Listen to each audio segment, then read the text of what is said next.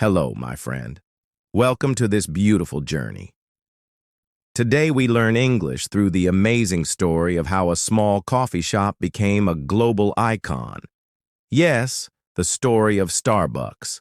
So sit back, relax, and let the story take you on a ride through time, through vision, passion, and a dream brewed into reality. This is not just a story about coffee. It's a story about dreams, about people, and about the magic that happens when passion meets purpose. The year was 1971. Three friends, Jerry Baldwin, Zev Siegel, and Gordon Bowker, had a simple idea. They loved coffee, they admired the rich taste of freshly roasted beans, and they wanted to share that passion with others. But back then, America was not a land of good coffee. People drank instant coffee, often bitter and flat. The rich aroma of real beans. It was rare. The joy of freshly ground espresso, unheard of in most homes. So these three men opened a small store in Seattle's Pike Place market. They called it Starbucks. The name came from a character in the novel Moby Dick. It sounded mysterious, nautical, strong, like an adventure waiting to happen. At first, Starbucks didn't even sell coffee drinks. It sold beans, high quality, whole beans, along with equipment to grind and brew them at home. Some would walk in just to ask what that strong smell was. Others would taste a sample and find themselves amazed. Coffee could taste like this? Rich, deep, flavorful. It was like discovering chocolate for the first time. And slowly, word spread. Seattle began to fall in love with real coffee. And Starbucks became more than a store. It became an experience. But the real turning point came in 1982. That's when a young man named Howard Schultz entered the story. Howard had grown up in a working-class family in Brooklyn, New York. Life was not easy. His father worked hard, but struggled to make ends meet. Howard knew what it meant to go without, but he also knew what it meant to dream. He studied hard, he worked harder, and eventually he found success in business. One day he walked into a Starbucks store, and something changed. The smell, the beans, the pride the staff took in explaining their products. Howard saw something special. He felt something more. This wasn't just coffee. It was a culture, a passion.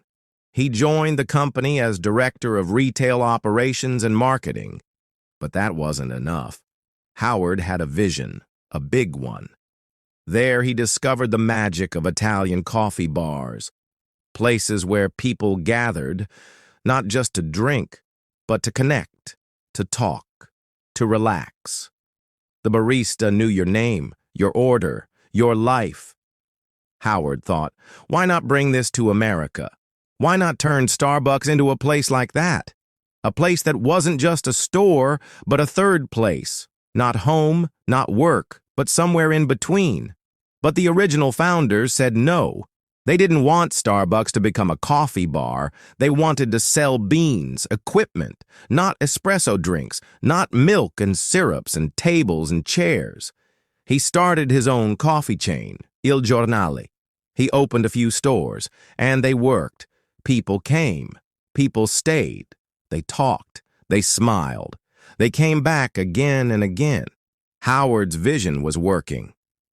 In 1987, the original Starbucks owners decided to sell the company. And Howard? He saw his chance. He raised money. He made calls. He believed with all his heart. And he bought Starbucks. His dream had come full circle. Howard began to expand Starbucks, one store at a time. But he didn't just sell coffee. He created an atmosphere. Jazz music playing softly, the smell of fresh espresso, friendly baristas who wrote your name on a cup, comfortable chairs, warm lighting. Every store was a little escape, a little piece of Italy, of community, of comfort. They started to treat Starbucks like their second home. They came before work, after school, on first dates, for business meetings, or just to read a book. Starbucks wasn't about caffeine, it was about connection, about belonging. And slowly, Starbucks grew. Seattle, then Chicago, then California, then New York, and then the world. By the early 1990s, Starbucks had become more than a local treasure. It was becoming a national obsession. In cities across the United States, people were forming new habits. They stopped at Starbucks on their way to work. They met friends there after classes. It was no longer just a place to buy a drink. It was becoming a part of people's daily lives, like brushing your teeth or checking your phone. Going to Starbucks became routine, but not in a boring way, in a comforting, familiar, almost magical way. He wasn't just selling coffee, he was selling emotion. He once said, "We're not in the coffee business serving people. We're in the people business serving coffee." Think about that. He understood that people don't just want a drink, they want to feel seen, valued, safe. Starbucks became that special place. The design of the stores was never random. Every chair, every lamp, every painting on the wall, it was chosen carefully. Starbucks wanted you to stay, to feel calm, to feel at home, and it worked. People didn't just walk in, grab coffee, and leave. They stayed. They worked on their laptops. They read books. They wrote poems. They talked about life. And every time they left with more than just caffeine. They left with a feeling. By 1996, Starbucks had over 1,000 stores, and then it made a bold move. It went international. The first store outside the U.S. opened in Tokyo, Japan. People were curious. Would the Starbucks experience feel the same in a different country? The answer was yes. In fact, people loved it even more.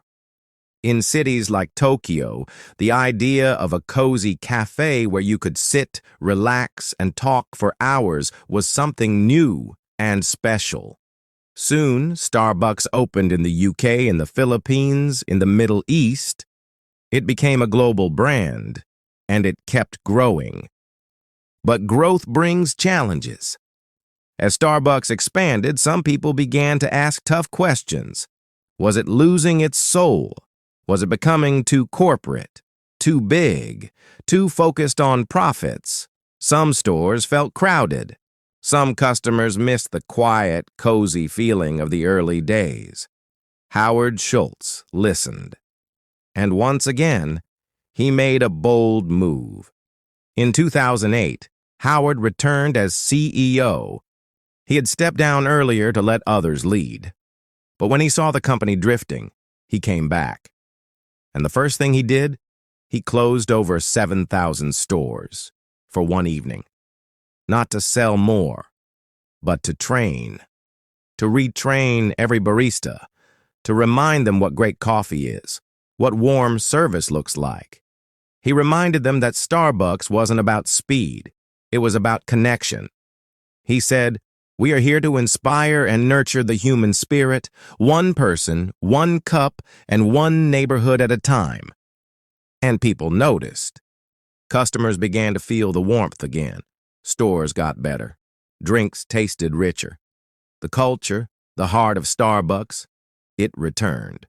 And once again, the brand began to grow, with purpose.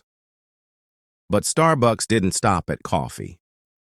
It added new drinks, iced teas, refreshers, smoothies.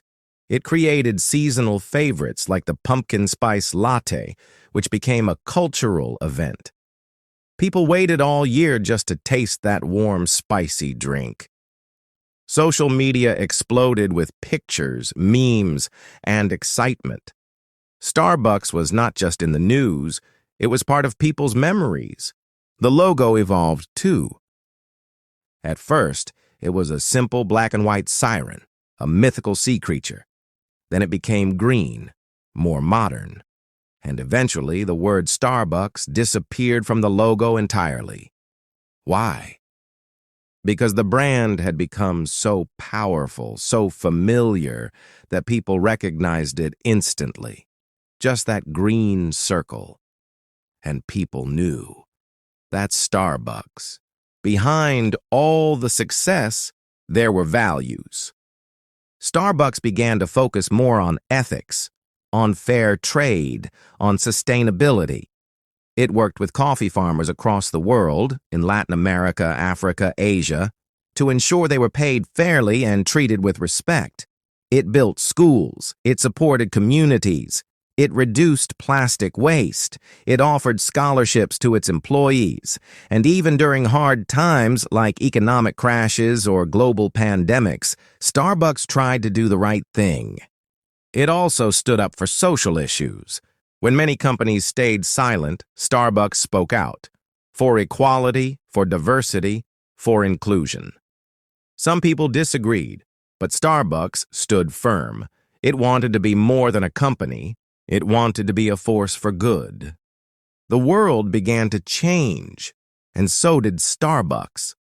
As technology evolved, so did the way people lived. People used smartphones for everything. They wanted speed, convenience, personalization. And once again, Starbucks adapted.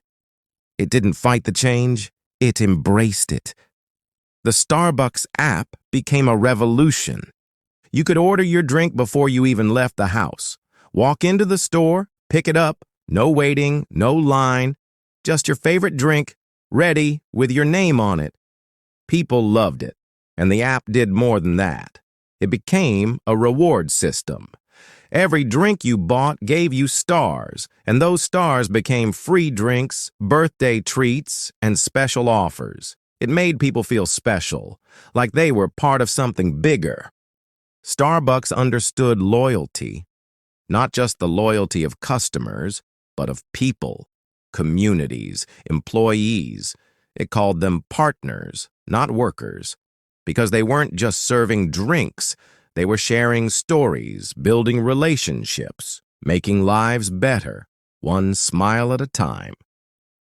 And as the company entered more countries, India, China, Brazil, South Africa, it didn't just copy the American style, it listened.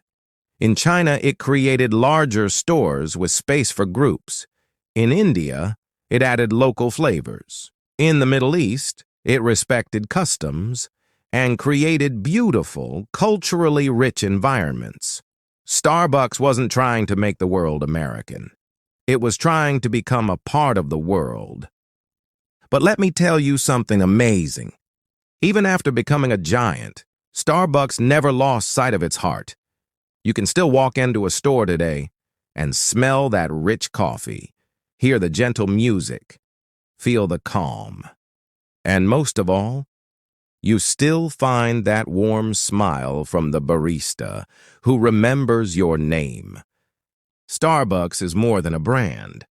It's a feeling, a memory, a place where you laughed with friends or cried quietly alone with your thoughts, a place where someone smiled at you on a hard day, a place where you wrote your first novel or studied for your last exam.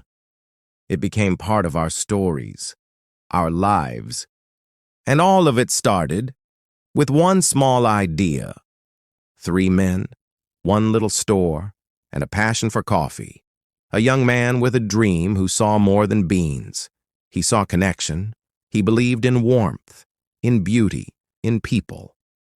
Howard Schultz once said, "In life, you can't be everything to everyone, but you can be something great to someone." Starbucks chose to be something great to millions. So, my friend, what can we learn from this story? We learn that no dream is too small, that even a simple cup of coffee can change the world if it's served with heart. We learn that success is not about speed, it's about meaning, about people, about staying true to your purpose. Even when the world changes and we learn that the little things, a warm drink, a kind word, a quiet corner, they matter. They stay with us. They become part of who we are. So the next time you walk past a Starbucks, stop, go inside, take a moment, look around, listen to the sounds, feel the warmth, and remember, you are part of a story that began over 50 years ago, a story still being written with every single cup. Thank you, my friend, for joining me on this beautiful journey today. I hope you enjoyed this story, not just to learn English, but to feel inspired. Remember, learning is not just about grammar or vocabulary. It's about stories. And the more you listen, the more you grow. If this story touched your heart, please share it. And remember, your own story matters too. So, keep learning, keep dreaming, and never forget, even the smallest seed can grow into something extraordinary. Until next time, take care. Stay curious and keep learning English with a smile.